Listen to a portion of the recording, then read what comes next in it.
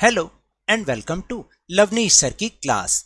आज की ये शिक्षा निदेशालय राष्ट्रीय राजधानी क्षेत्र दिल्ली की वर्कशीट नंबर 10 जो कि कक्षा 7वीं के विद्यार्थियों के लिए है, यह ली गई है विज्ञान विषय से। और इसमें आज हम जिस टॉपिक को समझने जा रहे हैं वह है प्राणियों में पोषण।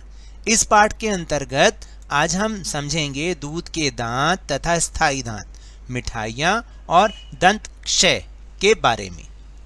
तो जैसा कि हम सबको पता है और पिछली वर्कशीट में हमने ये समझा भी था कि हमारे दांत कितने प्रकार के होते हैं। देखने में तो सभी दांत एक तरीके के लगते हैं, लेकिन ये कई प्रकार के होते हैं, जैसे चबाने वाले, काटने वाले, फाड़ने वाले।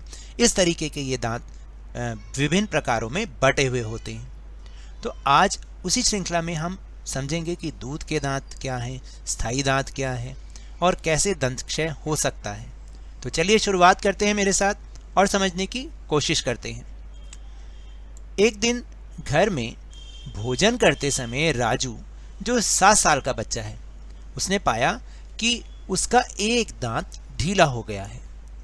वह स्थायी रूप से अपने दांत खोने के डर से रोने लगा। उसकी मां ने मुस्कुराते हुए उसे दूध के दांत और स्थायी दांत के बारे में बताया। दूध के दांत, चलिए पता करते हैं।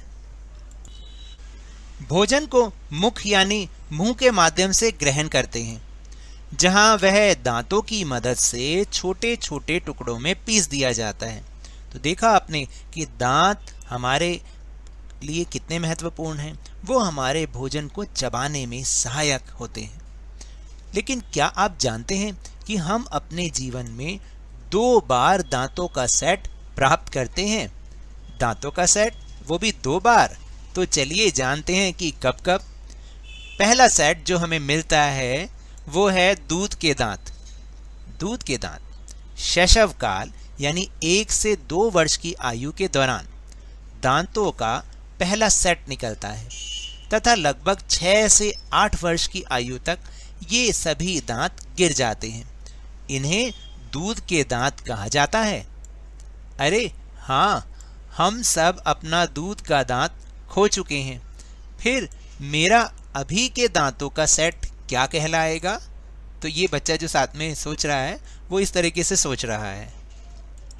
और आप सब भी, क्योंकि आप तो अब 7वीं कक्षा में आ गए हैं, लगभग 11 से 12 वर्ष के होंगे, तो मुझे भी ये पता है कि आप में से बहुत सारे, बल्कि लगभग सारे ही बच्चों ने अपने दूध के दांत खो दिए होंगे, है ना? तो इस समय जो आपके दांतों का सेट है वो आपको दूसरी बार वाला जो मिलता है वो वाला सेट है।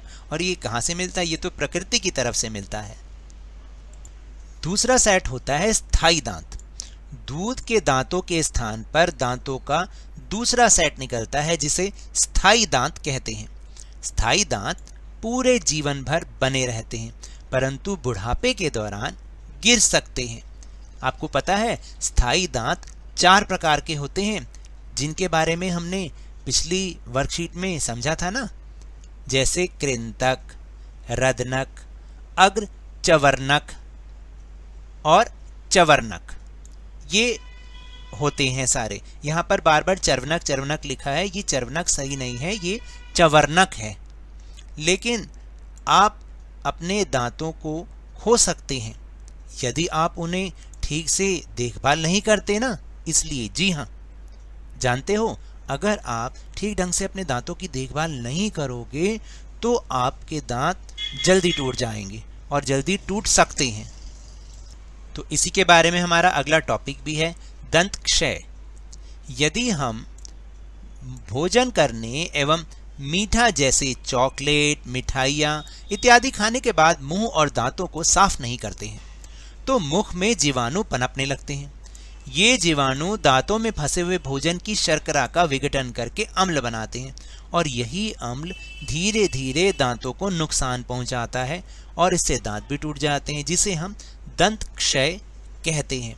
तो अब से आप याद रखना कि जब भी कुछ खाना खाओ या मीठा खाओ उसके बाद कुल्ला जरूर कर लेना, ताकि ये जो भी कण आपके दांतों के बीच में फंसे रह जाते हैं वो अपने आप निकल जाएंगे। और दांतों की देखभाल एक बहुत ही अच्छी आदत है। क्या आदत है? देखें एक बार। प्रतिदिन हमें कम से कम 2 बार ब्रश या दातुन से दांत साफ करना चाहिए, लेकिन बहुत सारे बच्चे सिर्फ एक ही बार करते हैं। ऐसा क्यों? आप रात को सोते समय भी ब्रश जरूर किया कीजिए, क्योंकि इससे हमारे दांतों की सुरक्षा होती है। कुछ भी खाने के तुरंत बाद कुल्ला करना चाहिए, ये बात हमेशा याद रखिएगा। और मुंह के अंदर या मुख के अंदर गंदी उंगली अथवा बिना धुली वस्तु नहीं डालनी चाहिए, इससे भी हमारे दांतों को खराब होने का खतरा रहता है। तो चलिए अब हम चलते हैं अपने प्रश्नोत्तर की ओर। तो पहला प्रश्न है कि आखिरी बार जब आपका दूध का दांत टूटा था तब आपकी आयु क्या थी? तो देखिए, क्योंकि ऊपर लिखा हुआ है कि 6 से 8 वर्ष और इतना ही होता है, किसी के 6 वर्ष में टूट जाते हैं, किसी के 7 में, किसी के 8 में, तो मैंने यहाँ पर उत्तर लिखा 7 वर्ष। आप याद करके लिखिए, जब आपका आखिरी दूध का दांत टूटा था तब आपकी आयु क्या थी? आप वो भी लिख सकते हैं और 7 वर्ष भी लिख सकते हैं। अब इसके बाद है प्रश्न नंबर 2, स्थायी दांत के विभिन्न प्रकार कौन कौन से हैं? यानी स्थायी दांत कितने प्रकार के होते हैं, और ये हमने अभी समझा ही था। तो ये रहा हमारा दूसरे प्रश्न का उत्तर। देखिए ये वाला कि स्थायी दांत 4 प्रकार के होते हैं: कृंतक, रदनक, अग्रवर्णक, अग्रचवर्णक और चवर्णक। इस तरह से आपको ये लिखना है कि स्थायी दांत 4 प्रकार के होते हैं: कृंतक, रत्नक, अग्रचवर्णक और चवर्णक। और ये हमारा उत्तर नंबर 2 है। तो चलिए अब हम चलते हैं प्रश्न नंबर 3 की ओर, जो है दंत क्षय के रोकथाम के लिए किन्हीं 3 अच्छी आदतों को लिखें। तो देखिए अब हमें लिखना है कि अपने दांतों को नुकसान जो हमारे पहुंचता है उसकी रोकथाम के लिए हमें 3 अच्छी आदतों को लिखना है। तो इसका उत्तर ये रहा। तो ये रहा इसका उत्तर, आप देखिए ये रहा इसका उत्तर। तो ये है उत्तर नंबर 3। 3 अच्छी आदतें कौन कौन सी आदतें हैं? प्रतिदिन हमें कम से कम 2 बार ब्रश या दांतों से दांत साफ करना चाहिए, कुछ भी खाने के तुरंत बाद कुल्ला करना चाहिए, और मुख के अंदर गंदी उंगली अथवा बिना धुली वस्तु नहीं डालनी चाहिए। चौथा प्रश्न है रिक्त स्थान भरिए। तो देखिए इसका जो रिक्त स्थान है उसमें क्या लिखना है? 1 से 2 वर्ष के दौरान दूध के दांतों का सेट निकलता है तथा लगभग 6 से 8 वर्ष की आयु तक ये गिर जाते हैं। तो इस तरह से हम सारे प्रश्नों का उत्तर लिखेंगे।